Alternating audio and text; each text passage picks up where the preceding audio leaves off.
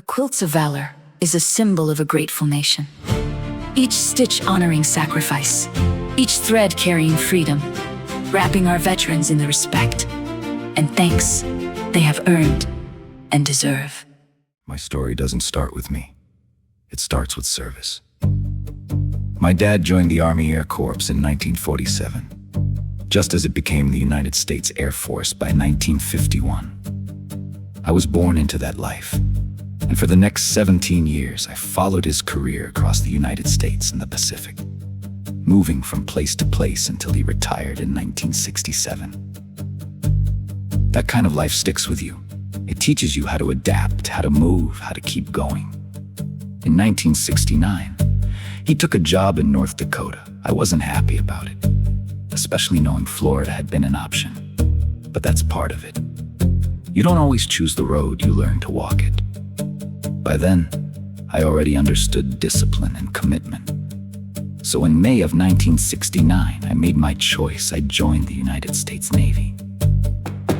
I served 24 years on active duty, plus 2 years inactive, ready to be called back at any time.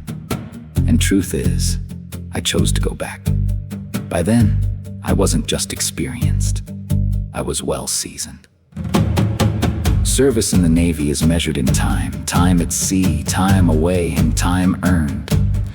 I completed 4 major deployments, each lasting 6 to 8 months, traveling across oceans and into ports around the world.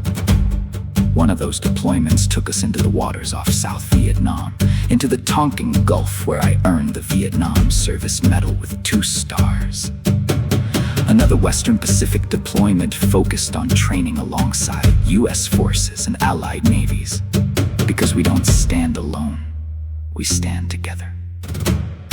My Mediterranean deployments took me through the Suez Canal and into the Persian Gulf during Desert Shield and Desert Storm.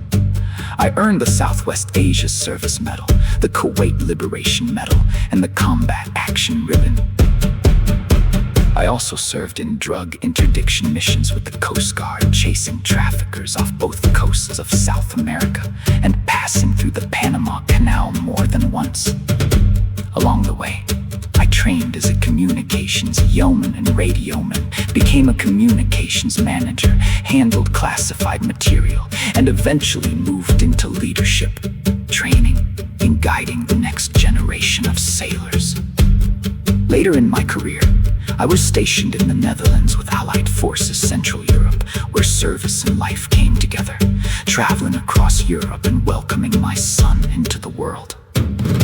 In 1989, I reported to the USS McDonnell. That was a defining chapter. I made E9, served during Desert Shield and Storm, and became Command Master Chief, the senior enlisted leader responsible for representing the sailors and advising the commanding officer. When the ship was decommissioned, I was offered orders to the Pentagon. I turned it down. That wasn't the right path for me or my family. Instead, I accepted orders to Tinker Air Force Base in Oklahoma, stepping into strategic communications, learning quickly, and taking on leadership when it was needed.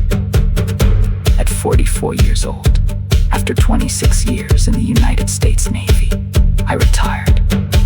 But service didn't end there. I spent another 23 years as a defense contractor before finally retiring for good in Florida. It wasn't perfect.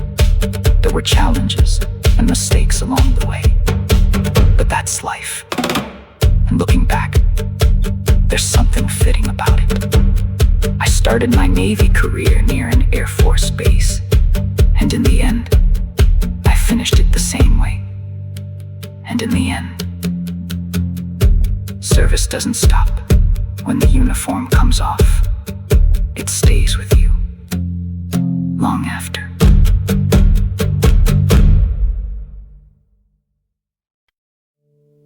Quilts of Valor is far more than fabric and thread.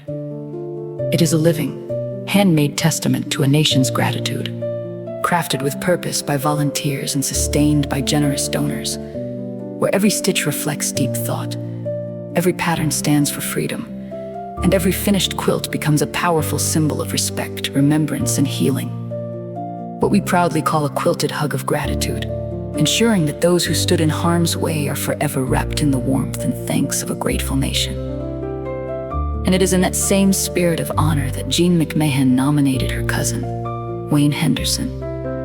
Remembering how he traveled the farthest to attend her father's funeral, how he showed up when it mattered most, shared stories, and brought light into one of the hardest moments in her life. A presence that meant more than he likely ever realized, and a reminder that true honor is not just in what we say or give, but in simply being there when someone needs it most. Because in the end, honor is measured by the lives we lift and the moments we show up when it matters most. When you look back on it all, it wasn't just time served.